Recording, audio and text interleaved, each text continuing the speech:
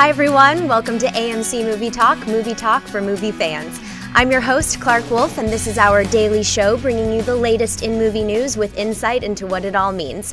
Joining me, as always, is AMC Movie News Editor-in-Chief John Campea. John, good morning. Good morning. Greetings and salutations, everybody. Hey, listen, I thought I'd address this really quick because I've been wanting to recommend these for a while. You'll see me on the show sometimes wearing these glasses, and I've gotten email from people asking me, hey, John, why do you sometimes wear sunglasses? These aren't actually sunglasses. For those of you who don't know, I generally start my workday at about 6:30 in the morning, and that means when we record our show at 10:30 in the morning, I've been in front of a computer monitor like this one for about 4 hours already, and my eyes start to get tired and fatigued, and sometimes I start getting headaches. So every once in a while, I'll put these on. What these aren't sunglasses. They're called Gunnars, Gunnar, and I got these for about $100. And what they are for is for like gamers or people like me who have to sit in front of computer monitors a lot and you get eye fatigue. I saw these recommended on one of my favorite podcasts, and I bought a pair. Awesome. Whenever I feel my eyes start to get tired from being in front of a computer monitor, I pop these on. Amazing. I highly recommend them. So There you go. There's my recommendation Very for the nice. day. The more you know. Yeah. All right. And also joining us this morning is AMC Production Manager Dennis Sen. Dennis, good morning. Good morning, everyone. I got to see Star Trek yesterday, Yes. and it was awesome. Woot woot. You also saw it last night. I did. I saw it last night. Boy, oh boy. I dug it. Go see it. It's great. Such a blast. Everyone's awesome in it. I had a really good time. Awesome. So if you're the James Bond producers and you just lost your director after the most successful Bond film of all time, Skyfall, what do? How about going after Christopher Nolan?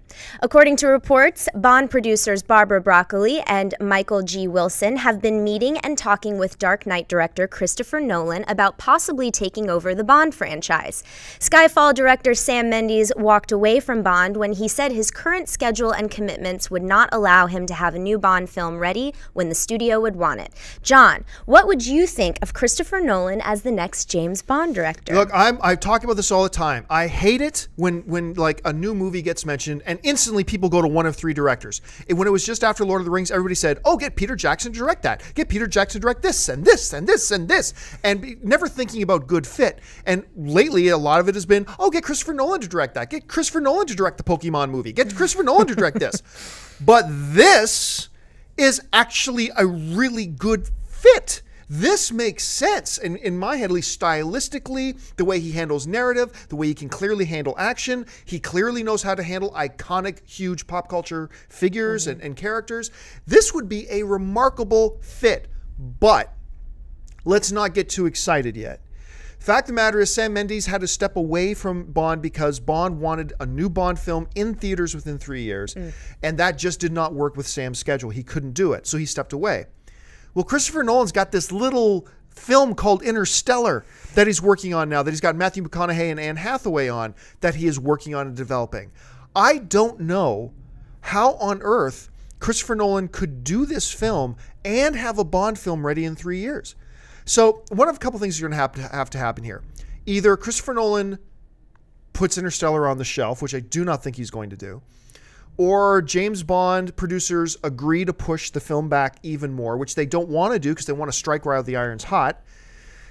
So I'm thrilled they're talking to him. I would love for this to happen, but I have my doubts just because of the logistics of it. Dennis, what do you think? Was Christopher Nolan like a good fit for a Bond franchise? Do you think this can happen? Well, I agree with you. Like, I'm sick and tired. I'm a big Chris Nolan fan, but I'm sick of the fanboys. Like, every single movie, Star Wars, Chris Nolan, whatever, Chris Nolan, rom-com about a lesbian and like a gay person's like relationship. Doing a 2-on-2 volleyball team. Exactly, Chris Nolan. So I'm sick and tired of that. But I do think it's a good fit for this particular franchise because his style does match what James Bond is about. I would love to see it. I don't think it's going to happen, though. Yeah, unfortunate, but it's just the logistics of it. Sylvester Stallone has been busy getting everything in order for his upcoming Expendables 3. This week, Stallone took to his Twitter account to tell people the following. What's the plan? Ask Jackie Chan. He also tweeted out, talk to Wesley today. He cannot wait to fight to the top again. John, there have been rumors about Chan and Snipes' involvement in Expendables 3 for a while. Does this confirm it? Oh, Wesley Snipes. Yeah. Dear sweet Wesley. I I think it does. I really think it does. Look, when you're talking about an Expendables movie, when the first rumors of Jackie Chan came up, we kind of addressed it. And I said this, and I still completely believe this. If you are putting together movies that are supposed to bring all the huge action icons together, it's not complete without Jackie Chan. Jackie Chan is the man. Not a man, not in the top 3 mans. He's the man. This guy has been revolutionizing and has completely redefined everything about an action star. This guy is legendary for the stunts. Now, he can't do a lot of the stunts he used to do, but he used to do, forget wires and everything. He would do all of his own stunts, whether it's jumping out of helicopters or across buildings or having people break, small cottages over his head. It didn't matter. He would do it all, and he's amazing. He completely belongs in a film like Expendables. Wesley Snipes completely fits. I'm not as enthusiastic about that name, but he is absolutely a name that fits into that mold of a big bygone era action star who can probably still do it. And put him in there. So, yeah, I'm good with this. I think this would be kind of cool. Dennis, what about you? Yeah, I think those 2 names would be great, especially Jackie Chan. But you know who I want to see? I want to see Kurt Russell. Yeah. Sylvester Stallone's co-star in Tango and Cash. Yeah. That is a great name. I would love to see Kurt Russell in that. And I want to throw in Linda Hamilton. I want to see Linda Hamilton because I saw Expendables 2 in the theaters last summer. Total blast. Fun. I want a lady in there. Yeah, at least one. I think Linda Hamilton would be great. Cool. It's been nearly 13 years since Ang Lee's masterpiece, Crouching Tiger, Hidden Dragon, hit North American theaters. The movie earned a staggering 10 Oscar nominations and won 4, including Best Foreign Language Film, Best Cinematography, Best Music, and Best Art Direction. The movie was also nominated for Best Picture and Best Director for Ang Lee. There have been rumors for the last 5 years of a sequel to the film, and now it looks like it's officially coming. Crouching Tiger, Hidden Dragon 2, The Green Destiny, will go into production in March of 2014 and will star Donnie Yen from Ip Man and the returning Michelle Yeoh. This time, the director's chair will be occupied by famed fight choreographer Yun Wo Ping, who designed the fight scenes in the first film, as well as movies such as The Matrix, Kill Bill, Kung Fu Hustle, and many more. John, is now a good time for Crouching Tiger, Hidden Dragon 2? Nope. That doesn't mean I'm not looking forward to it. That doesn't mean I don't think it's going to be great. But this isn't the right time for it. The right time was 7 years ago. 7 years ago was the right time for this. Now, that being said, I love everything I'm hearing about this. Getting Ping in to direct it, like Ping's not just fight choreographer. He's actually directed like over 20 foreign films. Oh, wow. So he's an experienced director. He knows how to do this stuff. Donnie Yen is awesome. I can watch this guy in everything and everything. He's always good. I'm late to the party. I finally watched Ip Man about 6 months ago. So I was really late to the party. But that movie's awesome, and Donnie's so good in it. He's got a lot of natural charisma as well. And listen, when you're doing foreign language films, for an actor to really convey a lot of charisma and charm as you're reading subtitles, that's tricky to do, and he does it. I'm thrilled Michelle Yeoh's coming back. I'm wondering, though, if they've got the cast and they got the director and all this kind of stuff, why are they waiting till March 2014 to go into production? That, to me, is the one kind of weird thing about this. But other than that, I love this news. What about you, Dennis? You looking forward to a Crouching Tiger 2? I'm looking forward to it. I really like the first one. But in terms of timing, yeah, it's way past time. There's 2 things. One, Ang Lee is not directing it, and Ang Lee's the big name. And then 2, when Crouching Tiger, Hidden Dragon came out, not a lot of people, I mean, there was The Matrix, but not a lot of the wire work type of action had come out yet. So it was very new to people. So a lot of people went to go see it. Now that's been incorporated into American cinema, action cinema. So it's going to be less novel this time around. I don't expect it to do very well. I tend to agree. All right, folks. Well, listen, we've come to that part of the show for buy or sell. Here's how this works. In front of her, Clark's got a number of other issues in the world of movie news. She's going to go through them, and Dennis and I are simply going to say whether we buy it or sell it. So, Clark, what do we got? 300 star Gerard Butler is in talks to star in the upcoming sci-fi thriller The Raven. The film is said to be about a young man with powers who is being chased around downtown Los Angeles by robotic police drones. John, buy or sell Butler and The Raven? Buy! Of course, buy! Power is being chased by robots. I'm sold. You've instantly got John Campea on board. And I like Gerard Butler. Look, he's made some very poor film choices over the past 7 years or so. Absolutely he has. But I think he's still a really good, legit action star, so I buy it. Dennis, what about you? I sell it. I mean, it doesn't sound terrible. It just sounds generic. And so I'd have to hear more about it or see a trailer or something to get me excited. The upcoming Guillermo del Toro film Pacific Rim just released a brand new trailer. The film opens in AMC theaters everywhere this July. Dennis, buy or sell the new Pacific Rim trailer? Buy. Buy. That trailer is awesome. Like everything about that movie just screams summer blockbuster, and I hope it does very, very well. I love Idris Elba. I know John, you had talked about who your favorite African American, or actually black actor, not African American, actor was, and mine is Idris Elba. Yeah, I love Idris Elba. So great. So I'm definitely in for this movie. Yeah, and of course this is Sons of Anarchy Robot Edition. 'Cause you got a couple guys, but for me this is also a buy. This trailer, how can a new trailer exceed the previous trailer? But it did. This looks awesome. These robots fighting monsters. I don't care about the plot. I don't care about anything. Give me 2 hours of just the intro, for 30 seconds intro. Okay, so monsters have come into the world. We've built giant robots to fight them. Got it? 2 hours of fighting. Done. I'm there. So for me, it's definitely a buy. Man, this is my #1 movie for the summer. I'm so excited for this. When Michael Mann left the upcoming film Gold, it left the producers looking for a new director, and they might have found him. It's being reported that Spike Lee is in talks to take over the film, said to be based on a true story set in the 90s that follows an old-fashioned prospector who happens to stumble upon one of the world's largest gold mines. John, buy or sell Spike Lee taking over Gold? Sell, even though it's just something about the way the movie sounds to me. I'm not feeling it. Now Spike Lee I do like. I'm really looking forward to his new film Old Boy. That is a remake of the Asian film. I'm really looking forward to seeing what he does with that. But for right now, for me, it's a sell. Dennis? Yeah, I have to sell it as well. I don't know. I haven't been really into Spike Lee lately. I think the last good film that I liked of his was what was that movie called? 25th Hour?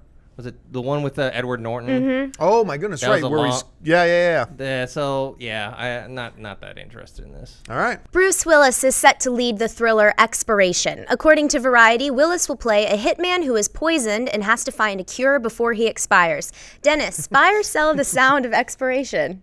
I hesitantly buy, and that's purely because it's Bruce Willis. I mean, I didn't like the last Die Hard, but he has done well in movies Red, Looper, great and even G.I. Joe. So yeah, I hesitantly buy. I'm gonna have to sell it. I mean, I didn't think he actually. I felt like he mailed it in for G.I. Joe, but I did love him in Looper. I do love him in Red. Can't wait to see Red 2. But he's also had a couple of straight to DVD movies the last little while as well. And I believe his production partners on this film are the same guys whose their movies ended up going straight to DVD. But to me, it kind of sounds like a mix of DOA and Crank. It sounds like a ripoff of both of those put together. So yeah, for me, it is unfortunately a sell. Well, listen, folks, as these guys just said, they just saw Star Trek last night, and they loved it. I saw it. I loved it. It's a lot of fun. You should go out and see it. It's playing in AMC theaters right now. But listen, before we get to the mailbag, as you know, a little while ago, I had a chance to get together and talk with the cast of Star Trek Into Darkness. And right now, I'd like to share with you a conversation that I had with one of the new stars of the franchise, Miss Alice Eve. Here, take a look at this. You have an opportunity, but also an incredible pressure. You know, all the other cast members, they have a little bit of a template from the original show to kind of see their characters. We've never seen a younger Carol Marcus. What was it you wanted to bring to the character when you, JJ, talked about him? What sorts of things did you want her to personify in this incarnation of Star Trek? Truth, I think, is the most important thing whenever you're developing any character in any story. So I wanted her to be true, and so through that, you take a journey and you investigate, you create a backstory, and you build a person from the ground up, which is the best thing in the world. Talk a little bit about working with Chris Pine, because we know from the other Star Trek universe, we know that they have a connection. Right. So talk about working with him as a performer. He's a wonderful performer. I very much enjoyed working with Chris. He's a devoted, diligent actor, and you know, he's there every day. Now, obviously, this is a Star Trek that has a lot more excitement, a lot more action. Have you ever had an opportunity to do like sci-fi action before in your career, and what was that like for you? I did work on Men in Black, which was pretty special. So to see Rick Baker's aliens everywhere was a big and epic inauguration into that world. So I had dusted my wings off a little. Listen, congratulations on the film. We cannot wait to have it on AMC screens. Thank you so much. Take care. You. Don't forget, Star Trek Into Darkness is in AMC theaters right now. Get your tickets by going to www.amctheaters.com. also for your tickets and your theater and showtime information. Well, folks, we come to that part of the show for mailbag. Listen, if you've got a topic or a question you'd like us to address on air, you can email us anytime at amcmovietalk@gmail.com. Send in your emails. We pick a few out of the mailbag every day and address them on the show. Clark's got a few of them pulled out. So, Clark, what do we got? Adam Love writes, "Hey guys, big fan of the show. My question is, why is Gina Carano not being considered for Wonder Woman? Is she that bad an actress?" Couple of things, Adam. First of all, there is no Wonder Woman right now. So it's not just a matter that Gina Carano is not being considered from it. Nobody's being considered for it because there is no Wonder Woman planned right now. So let's get that out of the way right now. Is Gina Carano that bad of an actress? Well, right now, she's still not an actress. I mean, right now, she's still a mixed martial arts fighter who's been put in a couple of movies. Now, in the last film that she did, what was the name of the one she just did with Ewan McGregor? Haywire. That's it, Haywire. She was put in a great position where she didn't actually have to act all that much. And they used her brilliantly. Soderbergh, who I believe directed that, did a masterful job with that. Now she's going to be in Fast 6. So I'm really curious to see. She's developing nicely, but she's not an actress yet. But that has nothing to do why she's not being considered for Wonder Woman. She's not being considered for Wonder Woman because nobody's being considered for Wonder Woman at the moment. CJ writes, "I was wondering that with all the hype surrounding Man of Steel, do you think the film will cross $1 billion at the box office? Most people would say no because Man of Steel doesn't have a pre-existing body of work. It's the first of a new franchise, and the reason why Iron Man 3 made $1 billion is because it had 2 solo films and The Avengers. But I would argue that since Superman is undeniably the most recognizable superhero in the world, and people are dying to see a great new Superman film. Also, at the time of its release, nobody knew who the hell Iron Man was, and that film made $600 million. Also, the first Spider-Man film made $800 million at the box office. So I do believe that Man of Steel could cross $1 billion, but am I crazy? Tell me what y'all think." Hey, CJ. No, you're not crazy, but I don't think you're right. There are a couple things here. First of all, yes, everybody did know who Iron Man was. Not everybody knew much about Iron Man, but everybody knew Iron Man, comic book character, and who he was, but they didn't know anything about him. And I get the argument. Look, I've had a number of people have this debate with me saying, but John, Superman is undeniably, as you say, and you're right, the most popular comic book character ever of all time. Absolutely. People are dying for a good Superman movie. Absolutely. But even with all that being the case, Superman Returns came out and it made under $400 million. Still good numbers. That's not bad. But it only made about $400 million, so less than half of that $1 billion mark you're talking about. And don't forget, Superman Returns wasn't coming off of anything. I mean, the previous Christopher Reeve film was ages before it, so there was really nothing. But now Man of Steel is coming off a negatively received Superman film in Superman Returns.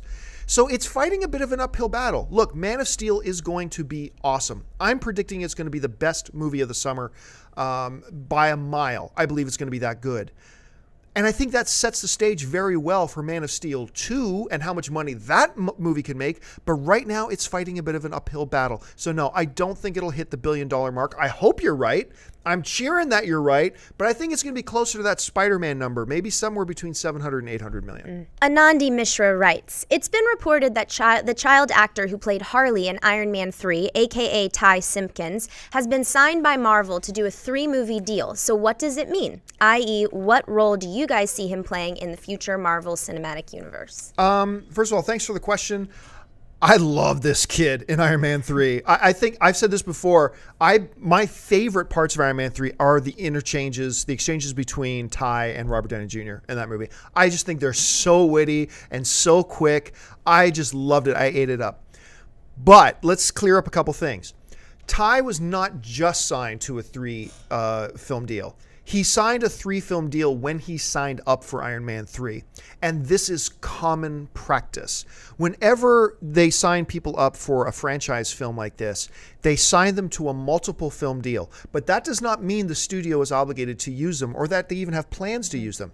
It simply means that if the studio chooses to use that character again, and they want to use that actor again, then the actor is obligated to come in and perform in the role. But that doesn't mean they're going to use them. So when you're asking what does it mean that they signed him for 3, Really, the answer is nothing. It doesn't really mean anything. I doubt we'll see the kid again, although I loved him in this, but I don't think they'll use him again. And the 3-film deal is just a standard thing. Doesn't mean they have to exercise it. Justin McInnes writes, greetings and salutations, guys. Love the show, and I absolutely have to have my daily fix of AMC Movie Talk. Your show is just so addictive. Awesome. Thanks, man.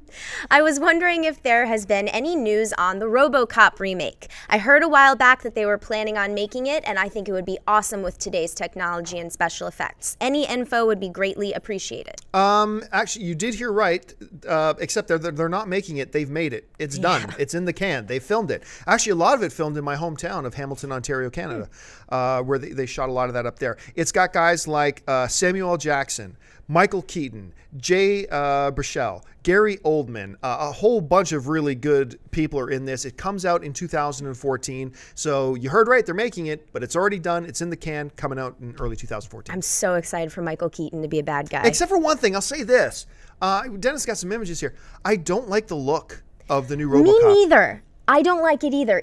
I agree with you. And I'm not saying I don't like it because it doesn't look like the original. I don't care if they redesigned it, but I'm just forget that it's RoboCop. I'm just looking at this outfit. I'm like, I don't like this. Yeah. So maybe when we see it in context, it'll change my mind. But for now, I'm not a big fan of the look. Xavier Smith writes, hey guys, I love the show and I think it's amazing. I just heard that DreamWorks is in development of a Need for Speed movie. Now, I love the NFS franchise and I would love to see it turned into a movie, but my gut is telling me that this is going to end up like Halo. So do you think that it's going to be back-canned, or do you think it's going to be the next Fast and Furious? Thoughts and opinions? They are making it. First of all, it's actually not DreamWorks, it's Disney.